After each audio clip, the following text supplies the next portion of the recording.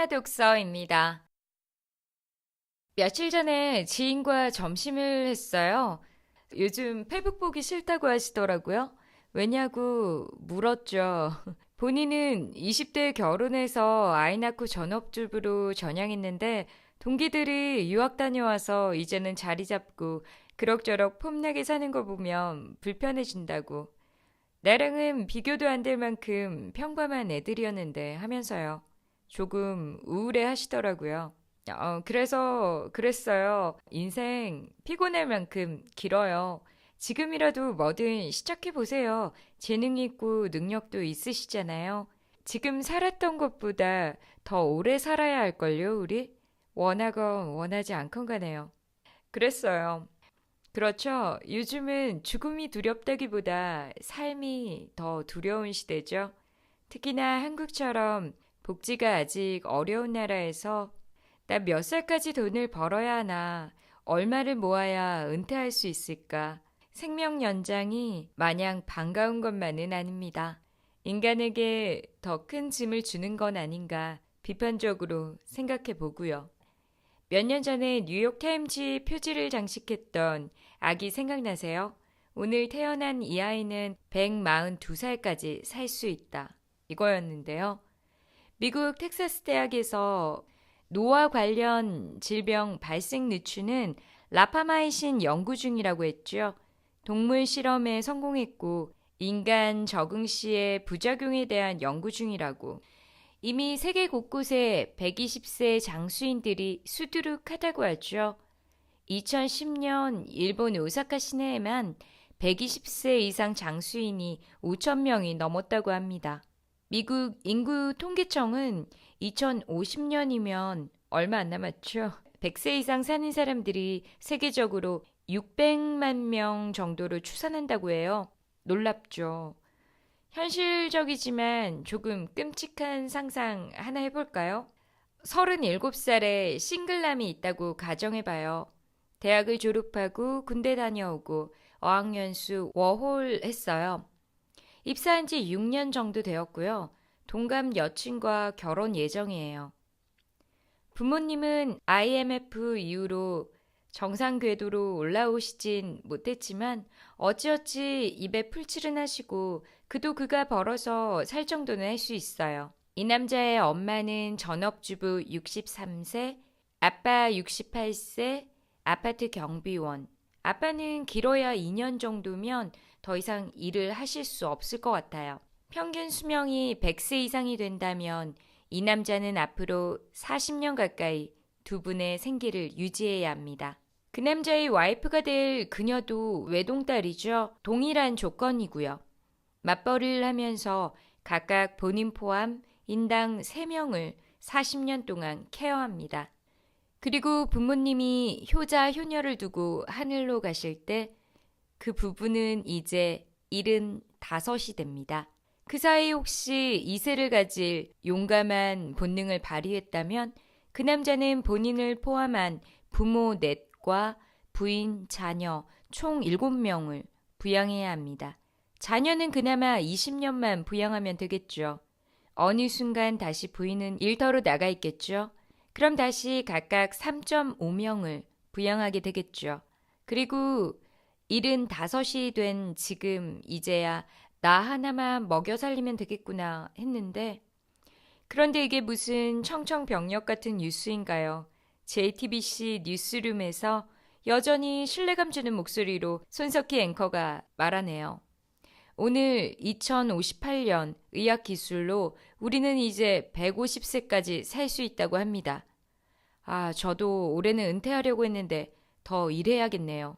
라고 하시네요. 75세 부부는 아직 75년을 더 살아야 합니다. 그리고 결심하죠. 50년 정도는 더 벌어야겠어 하고요.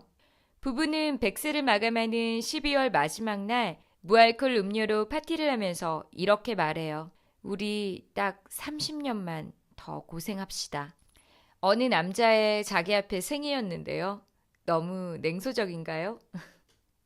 실제 세상으로 가볼까요? 몇 년 전 이코노미스트에 실린 내용을 보면 감소하는 인구를 늘어나는 기대 수명과 결합해 보면 경제적, 정치적 결과는 놀라울 정도라고 하죠.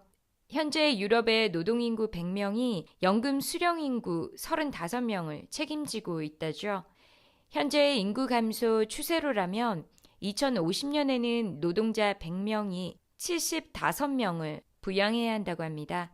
스페인과 이탈리아의 노동인구 대 연금 수령자 비율은 1대 1이 될 거라고 하죠. 노년에 부부가 크루즈 여행을 떠나게 하는 유럽의 연금 역시 위기라고 말할 수 있는데요.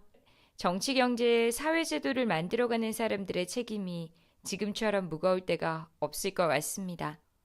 더 이상 장수가 축복이 아니라는 생각도 조심스럽게 하게 되고요. 얼마 전인가요? 호주의 104세 최고령 과학자가 스위스로 안락사 여행을 떠나는 뉴스 봤는데요. 불치병에 걸린 건 아니었어요. 스스로 몸을 움직이고 생각할 수 있을 때 품위 있는 죽음을 가지고자 한 것이라 해석해도 될까요? 어려운 문제죠. 반면에 이런 무리들도 있습니다. 알코 생명재단 아시죠? 냉동 보존 연구를 하죠. 세계적으로 가입자가 200명이 넘는다고 하죠. 종신보험 수혜자를 재단으로 하면 가입 가능하다고 합니다. 알코에서 제가 가장 먼저 든 생각은요. 100년 지나고 일어났는데 돈도 없을 텐데 어떻게 살아 이런 생각했는데요. 이건 보잘것없는 저 같은 사람의 생각이겠죠. 우리에게 끝없는 주제죠. 죽음. 오늘 이야기할 책은 주제 사람하고의 죽음의 중지입니다. 주제 사람하고 노벨상 수상 작가로 잘 아시죠? 눈먼 자들의 도시, 눈뜬 자들의 도시, 이름 없는 자들의 도시. 도시 시리즈로 유명하죠. 1922년 포르투갈의 가난한 농부 가정에서 태어났습니다. 고등학교만 졸업하고 용접工, 공무원, 번역가, 평론가, 기자 등의 일을 했죠. 40이 넘어서 본격적으로 문학에 몰두했다고 하네요. 그의 작품들은 마술적 리얼리즘이라는 장르를 가집니다. 개인과 역사, 현실과 허구를 넘나드는 신랄한 풍자로 유명하죠. 예수복음이라는 책으로 사회적으로 수많은 비판을 받기도 했고요. 2005년 죽음의 중지, 2009년 카인을 마지막으로 2010년 89세의 나이에 지병으로 생을 마감합니다. 마술적 리얼리즘 많이 들어보셨죠? 읽기 어렵기로 유명하신 그 마르케스님의 100년의 고독 대표작이죠. 주로 라틴 작가들의 특징이기도 한데요. 주제 사람하고의 도시 시리즈를 포함해서 죽음의 중지도 이런 맥락의 소설인데요. 특수한 초현실적 사건을 상정하고 그것을 바탕으로 일어나는 일을 사실적으로 나타내는 소설입니다. 그의 마술적 리얼리즘 소설은 억압적인 권위주의 사회를 풍자하면서 인간의 본성을 역설적으로 이야기하죠. 죽음의 중지가 본인 작품 중에서 가장 좋아하는 책이라고 하네요. 저도 도시 시리즈보다 이 책이 더 애착이 가더라고요. 스키니한 책이에요. 300쪽이 안 되고요. 빨리 읽기가 너무 아까운 버릴 곳이 없는 소설입니다. 전 중고서점에서 구입해서 겉표지가 없는데요. 인터넷 찾아보니까 커버지에 아케론티아 아트로포라는 나방이 있죠. 날개 무늬가 해골처럼 보여서 해골나방이라고 많이 부르죠. 양들의 침묵 포스터에 입에 붙어 있는 그 나방이에요. 소설 속에서 첼리스트가 곤충도감 보면서 이 나방을 보죠. 이 나방의 학명은 아케론, 그러니까 사후세계의 하데스가 있는 스틱스 강의 지류죠. 아트로포스는 운명의 신 중에 죽음을 주관하는 여신이고요. 소설 속 죽음이 여자로 나오는데요. 그녀가 이 나방을 죽음을 알리는 메신저로 써볼까 하는 생각을 하기도 하죠. 이 소설 짧은 데다 챕터가 나눠져 있어서 짧은 호흡으로 읽기 좋아요. 소설은 크게 두 부분으로 나눌 수 있고요. 첫 번째는 어느 날 아침 죽음이 중지됩니다. 죽음이 중지되면서 일어나는 사회적 혼란과 부작용을 통해서 사회를 풍자하는 내용을 그리고 있어요. 다른 하나는 죽음이 부활했어요. 그래서 평화가 돌아오나 했는데 이번엔 죽음이 죽을 사람에게 일주일 전에 죽음 통지서를 보내요. 말도 안 되죠. 마술적 리얼리즘이에요. 그리고 죽음도 예상 못한 일이 일어나요. 첼리스트에게 보낸 죽음 통지서가 자꾸만 반송이 돼요. 이유를 찾으려고 죽음이 첼리스트를 직접 찾아가는 내용이 두 번째 파트입니다. 우리도 어쩌면 죽음이 사라지고 죽음이 없는 세상이 올지도 모르죠. 미래학자 중에 향후 50년이었던가요? 100년이었던가 영생을 가지는 사람이 나올 거라고 하던데요. 종교인이 아니라 미래학자가 한 말입니다. 그래도 현실 세계에서는 소설처럼 어느 날 갑자기 하루아침에 일어나진 않을 거예요. 아마도 과도기가 있겠죠. 그런데 어쩌면 과도기가 더 무섭기도 합니다. 은하철도 999 현실판이 되겠죠. 가진 자와 가지지 못한 자로 나뉘겠죠. 소설로 돌아갈게요. 새해 아침 죽음이 파업을 합니다. 죽음이 없다고 고통이 없는 건 아니고요. 숨이 꼴딱꼴딱 넘어가요. 계속 넘어갈 듯 하면서 살아있죠. 교통사고가 나서 온몸이 엉망이 되어도 그대로 살아있어요. 죽음 파업은 가상의 나라에서만 일어나는데요. 인구 1,000만 정도의 모든 국경이 바다 없이 다른 나라로 둘러싸인 곳입니다. 스위스나 체코, 헝가리 이런 느낌이겠죠. 카톨릭 국가로 나오고 있어요. 죽음이 사라지면 가장 먼저 누가 당황할까요? 정치인이 아닐까 하는 생각하는데요. 당황이라기보다 어떤 적절한 말이 떠오르지 않지만 국민들은 뉴스를 켜고 정치인들의 발언을 기다리겠죠. 총리 발언은 이렇습니다. 어렵게 말하는데요. 이게 의도된 거예요. 총리는 지속될 수 없는 변덕스러운 우주적 변화, 공간, 시간의 방정식과 충돌하는 예외적인 우연의 일치에 불과하다는 가설을 배제할 수 없지만 만일의 사태에 대비하여 정부는 필요한 경우 정부가 효율적이고 일치된 행동을 할 수 있도록 이미 관련 국제기구와 예비 회담을 시작하였다고 덧붙였다. 전국을 사로잡고 있는 동요를 진정시키려고 일부러 알아들을 수 없는 소리를 한 뒤 정부는 인간이 상상할 수 있는 모든 사태에 대비하고 있으며 용기를 갖고 국민의 활기찬 지원을 받아 죽음의 결정적 소멸, 어느 뭐로 보나 이 상황은 이렇게 결론이 날 듯한데 이런 소멸이 불가피하게 야기할 복잡한 사회적, 경제적, 정치적, 도덕적 문제들과 맞설 각오라고 마무리를 해갔다. 죽음의 결정적인 소멸 후에 불어올 불가피한 복잡한 문제 중 카톨릭 국가인 가상의 국가에서 추기경이 가장 먼저 총리에게 연락을 하죠. 총리, 죽음이 없으면 부활도 없소. 부활이 없으면 교회도 없소. 라고 말하죠. 총리의 죽음의 결정적 소멸이라는 말이 굉장히 불편하셨던 거죠. 죽음이 없으면 교회도 명분이 사라지겠죠. 후에 교회는 죽음을 돌려달라고 전국 기도에 나섭니다. 혹시 노파심에 말씀드리지만 이것은 타락한 교회와 정치와 유착된 교회를 비판하는 거예요. 종교적 관점으로 보시는 것은 지양해 주시기 부탁드릴게요. 다음은 보험사가 법적 대응을 앞두고 있죠. 종신보험 가입자들이 대거 해약 요구를 해옵니다. 어찌어찌 꼼수로 막아보죠. 그리고 장의사협회에서 일거리가 떨어져서 반려동물과 가축의 장례를 법제화하라고 정부에 탄원합니다. 그리고 개인들은 가족이 숨을 허덕이면서 죽음의 문턱을 넘지 못하는 걸 보고 가족을 국경 너머로 보내게 되죠. 이 국가만 죽음이 중지된 거예요. 국경만 넘으면 바로 죽습니다. 죽을 사람은요. 가족의 동의된 안락사시만 도덕적으로 용인할 수 없는 문제죠. 법적으로 판례가 없죠. 국가는 나서야 합니다. 어쩔 수 없이.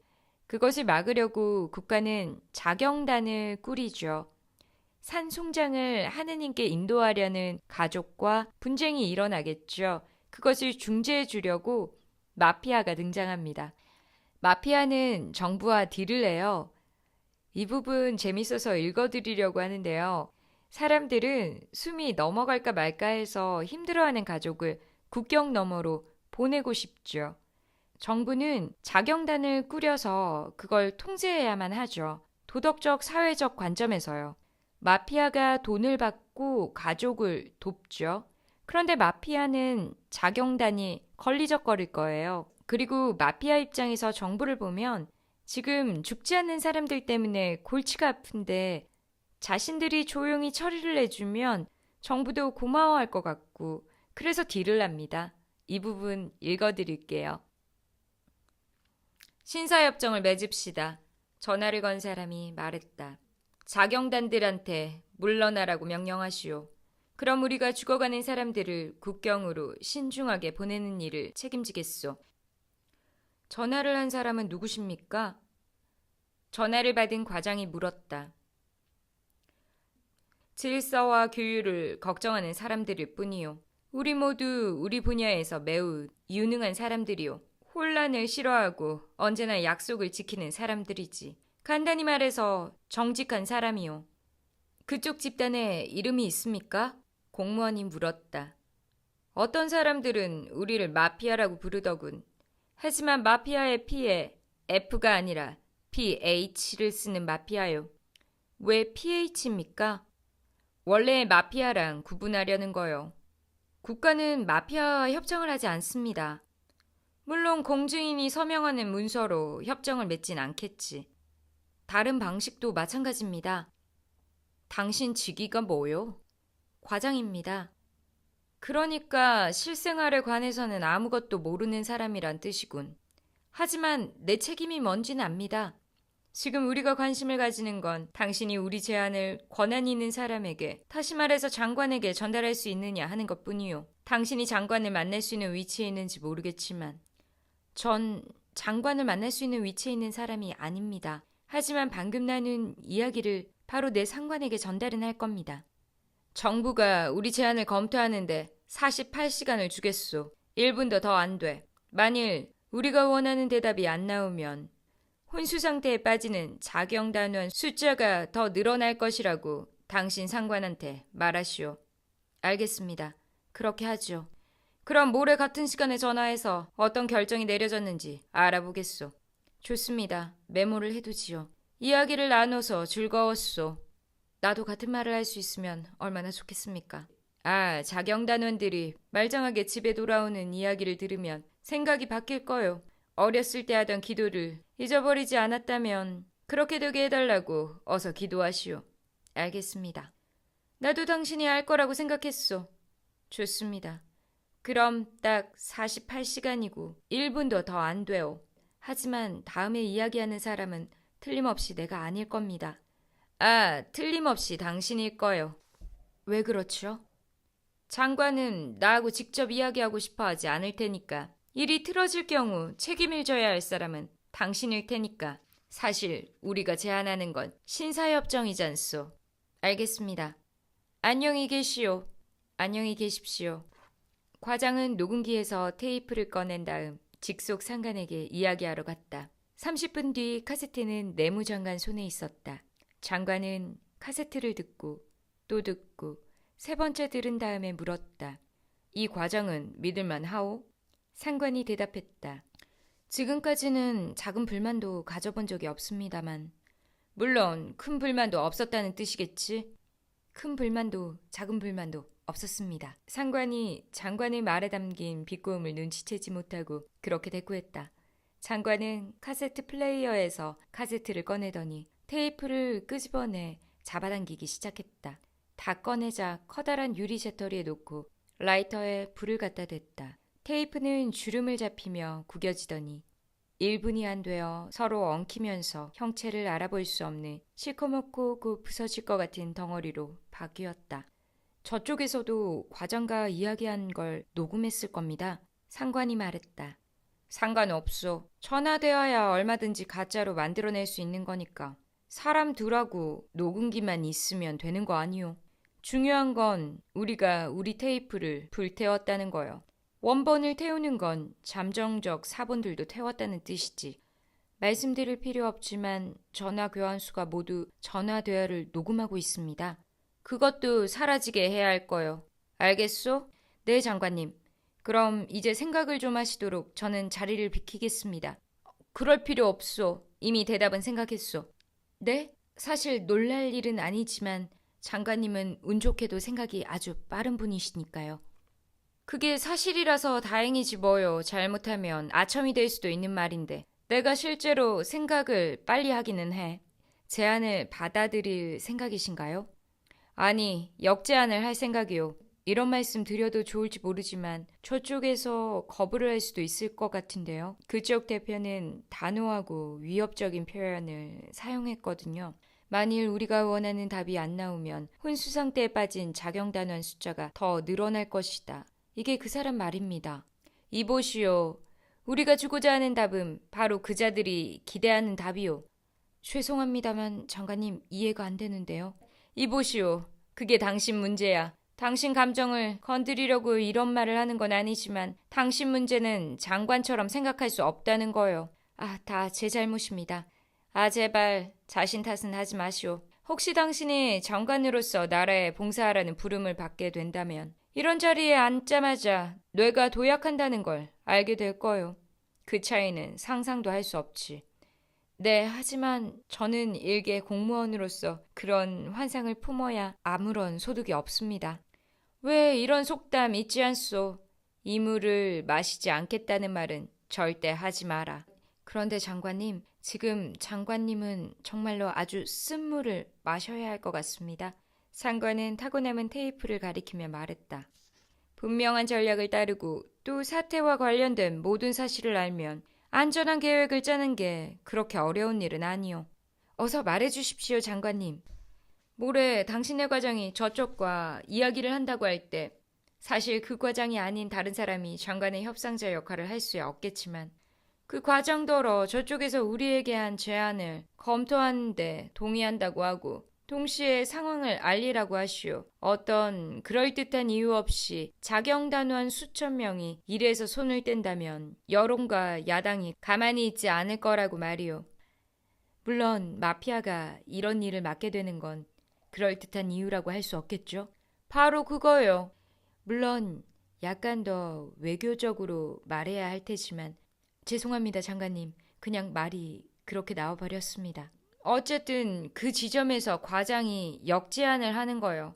아니면 대안을 제시한다고 말해도 좋겠지. 그러니까 자경단원을 철수시키지 않고 지금 있는 자리에 그대로 두지만 활동을 중지시킨다는 거요. 활동을 중지시킨다고요? 그렇소. 무슨 말인지 분명한 말인 것 같은데. 그럼요, 장관님. 그냥 놀랐다는 표현을 한 것뿐입니다. 뭐가 놀랍소? 사실 그게 그 악당들의 협박에 굴복하는 것처럼 보이지 않는 유일한 방법인데 실제로는 굴복했다 해도 말입니까? 중요한 건 굴복하지 않은 것처럼 보이는 거요. 그런 겉모습을 보이지 않는다는 말이요. 그 겉모습 뒤에서 벌어지는 일은 우리 책임이 아니요. 그 말씀은 우리가 국경으로 가는 차를 한 대 세우고 그 차량을 책임진 사람들을 체포한다고 해봅시다. 말할 필요도 없이 그자들이 가족들에게 제시하는 청구서에 이런 위험 부담도 포함되는 거 아니요? 청구서나 영수증은 없을 텐데요. 마피아는 세금을 내지 않거든요. 그냥 말이 그렇다는 거요. 중요한 건 이게 모두가 함께 승리를 거두는 상황이라는 거지. 우리는 우리 마음에서 짐을 벗어던지니까 승리요. 자경단원들은 신체적인 위협을 당할 위험을 무릅쓸 필요가 없으니까 승리요. 국민은 집안의 산 송장들이 마침내 송장으로 바뀌게 될 거라는 걸 알고 편히 쉴 수 있으니 승리요. 마피아는 자기들이 하는 일이 대가를 얻으니까 승리란 말이요. 완벽한 계획입니다, 장관님. 입을 여는 게 누구에게도 이익이 되지 않으므로 아무도 입을 나불거리지 않을 거라는 점까지 강철같이 보장되는 계획이지. 그렇죠, 장관님. 말씀이 옳으십니다. 내가 좀 지나치게 냉소적으로 보이나? 전혀 그렇지 않습니다, 장관님. 이런 튼튼하고 논리적이고 일관성 있는 계획을 제시하는 것에 감탄할 뿐입니다. 경험이요, 경험.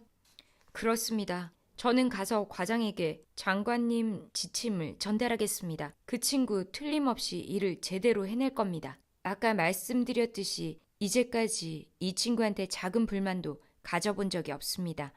큰 불만도 없었겠지? 작은 불만도 큰 불만도 없었습니다. 상관이 대답했다. 그는 마침내 이 작은 농담을 이해했다. 이런 들은 주고받고를 계속합니다.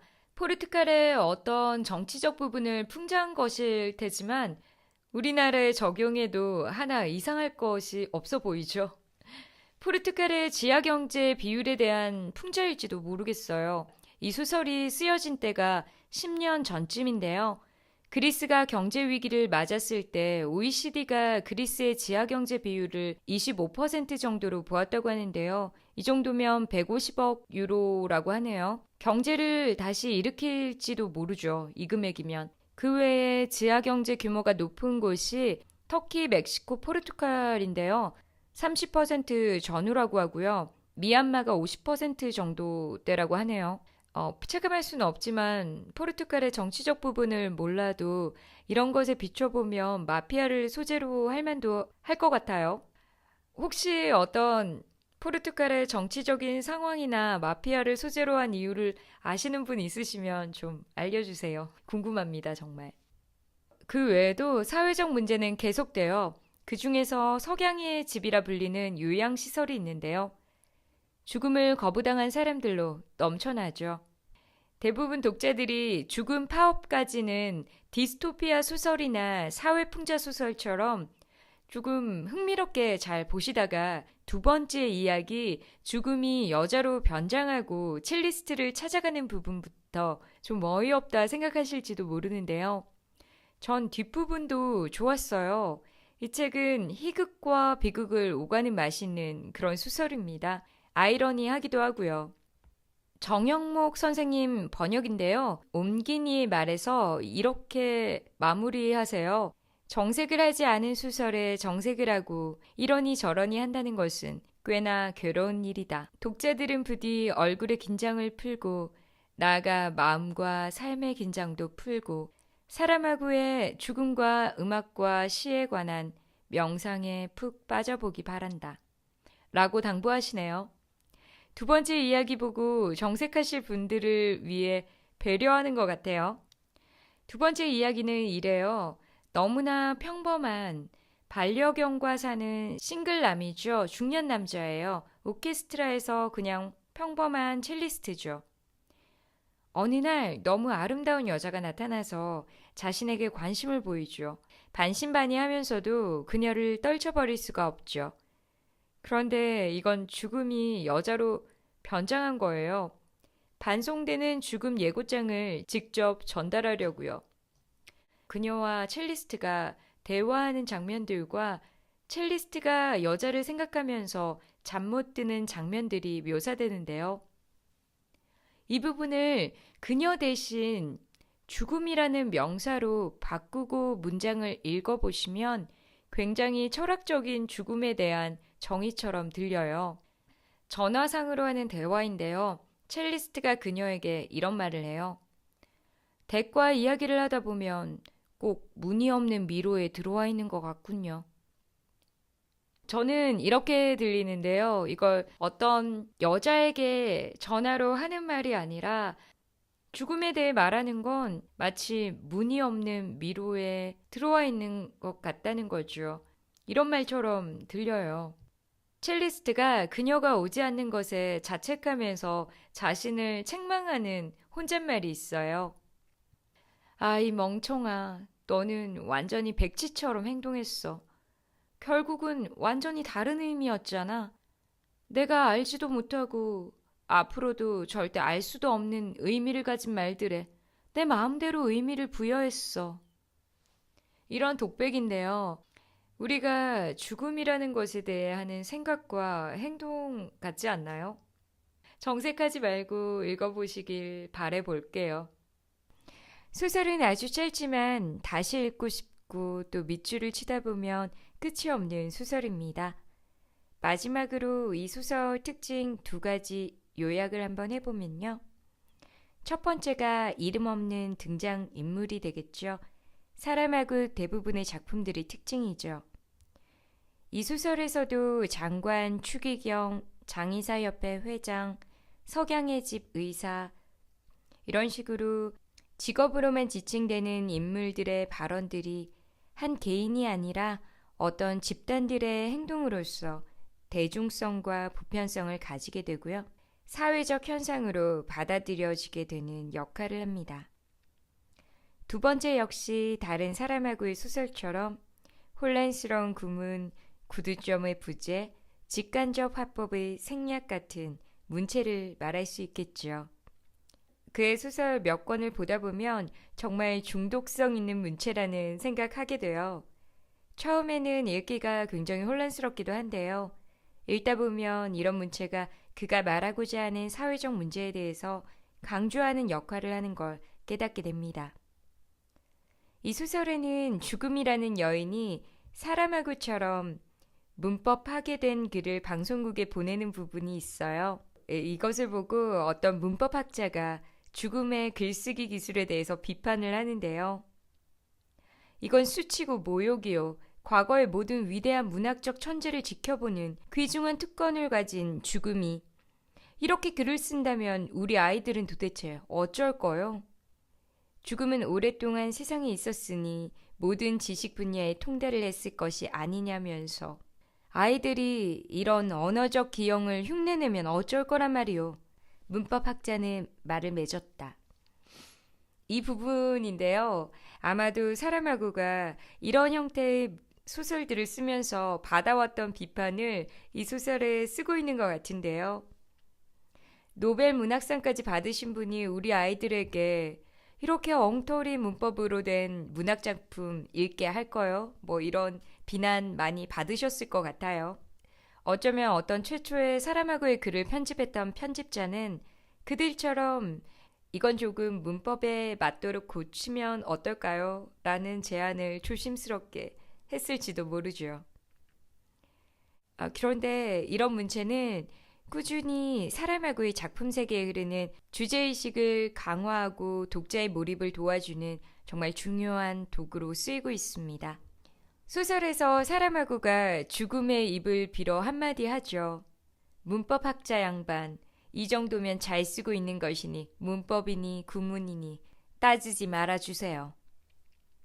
할 말 꼭꼭 집어 다 해주시는 작가이시네요. 저는 도시 시리즈보다 죽음의 중지라는 소설 통해서 주제 사람하고라는 작가가 정말 더 궁금해졌어요. 모든 작품 다 읽어보고 싶어지네요. 주제와 필라르라는 다큐멘터리 영화 있어요. 필라르는 부인이죠. 꽤 나이 차이가 있는데요. 죽음의 중지도 나의 고향 필라르에 바친다라고 되어 있어요. 작가가 궁금해진 저에게는 정말 인상적인 다큐멘터리였는데요. 그중 한 장면이에요. 이런 말을 해요. 63살 너무 좋은 나이 아니야? 미래에 대한 생각을 시작하기에. 안 그래? 그러니까 한 사내가 인생에서 많은 멍청한 소리를 할 수 있는 그런 나이라고. 신에 대해서조차도 부조리한 또 터무니없는 것들에 대해서도 말할 수 있지. 그런데 말해두지만 네가 83이 되었더라도 조금 조심스럽게 얘기들을 풀어가야 할 거야. 그렇지만 사실적으로 그렇게. 이 말이 참 좋더라고요. 오역 있을 수 있습니다. 영어 자막이라서요. 월드 투어 하면서 본인 생일에 팬사인회 하는 모습이 애처롭게 보이기도 하고요. 정말 만나보고 싶은 작가입니다. 여러 가지를 생각하게 하는 다큐예요. 유튜브에서 찾아보실 수 있고요. 혹시 영어 잘하시는 분 한국어 자막 달아주시면 정말 감사드릴 것 같아요. 러시아어 영어로는 자막이 있어요. 포르투갈어로 되어 있거든요. 그는 무신론자이고 사회 풍자 작가였어요. 하지만 그의 소설은 항상 평등이라는 사상이 기저에 깔려 있습니다. 사회 속 소외된 인간을 바라보고 있죠. 인간의 본성 그 속에 있는 따뜻한 부분을 찾고자 하는 탐구하는 소설가처럼 보여요. 저에게는요. 기독교에서 비판을 많이 받았죠. 종교적인 입장을 배제하고 인간과 사회라는 관점에서 읽어보시는 것 추천드려요. 제가 사랑하는 사람들, 존경하는 사람들, 크리스찬도 있고 불교 신자도 있어요. 또 무신론자도 있고요. 그중 한 분은 우리를 위해 매일 새벽 기도를 가시고 또 다른 분은 부처님 오신 날 등을 다세요. 저는 그래요. 그분들에게 죽음이 올 때까지 그들의 믿음이 삶을 지탱해주는 힘이 되었으면 하는 바람이 있어요. 그렇지만 우리가 아직도 꽤 오래 살아야 한다면 천국이나 윤회가 아닌 삶의 영역에 포함된 그 죽음에 대해서 생각하는 시간 가져보면 어떨까 합니다.